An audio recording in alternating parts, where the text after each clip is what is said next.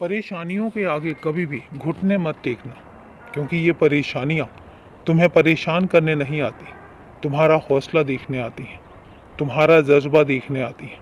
एक बात तुमसे कहता हूँ कि तुम बहुत लोगों से अपनी तुलना करते हो और सोचते हो कि तुम्हारी ज़िंदगी उन लोगों की तरह क्यों नहीं है जिनके पास सुख समृद्धि है, जिनके पास धन दौलत है। लेकिन मैं तुमसे एक बात कहता हूँ, अगर तुलना करनी है तो उन लोगों के साथ करो जिनकी ज़िंदगी में इतनी दुख तकलीफ़ें हैं, इतनी बीमारियां हैं, बेचारे हर दिन परेशान होते हैं।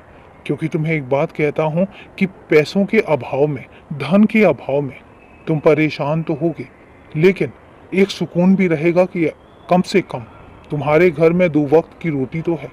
लेकिन उन घरों को देखो जिन घरों में पैसों का अभाव भी है और उसके बाद बीमारियां भी हैं।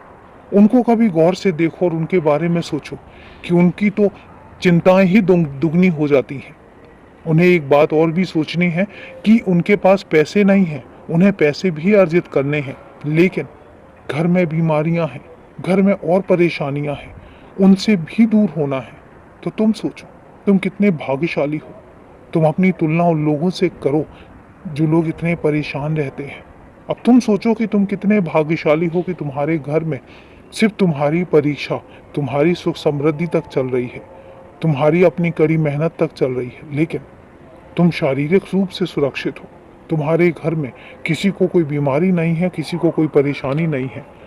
और फिर उसके बाद तुम सोचो कि क्या तुम पर मैंने कृपा नहीं की, क्या तुम पर मेरी मेहरबानी नहीं है, और क्या तुम पर मेरा साथ नहीं है, तुम्हारे सर पर मेरा हाथ है। अब तुम खुद सोचो क्या नहीं है। अगर तुम कहोगे कि नहीं है तो मैं मान लूँगा, लेकिन सोच कर बताना।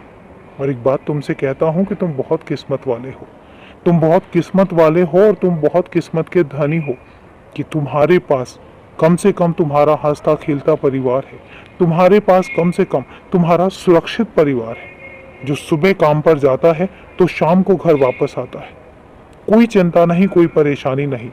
तुम्हारी कड़ी मेहनत है और तुम्हारे घर परिवार वालों की कड़ी मेहनत है, और इस कड़ी मेहनत के साथ मैं तुमसे वादा करता हूँ कि तुम सब चीज़ें हासिल कर लोगे। और रही बात किसी भी अनिश्चितता की, रही किसी बात अहित होने की, तो मैं तुमसे कहता हूँ कि तुम्हारे घर में ना कोई अहित आने दूंगा, और तुम्हारी घर के हर सदस्य की जिंदगी बहुत लंबी है, बहुत लंबी है, तुम्हारी भी। और इसलिए बेवजह अपने आप को परेशान मत करा करो, कुछ ज़्यादा सोच जाते हो।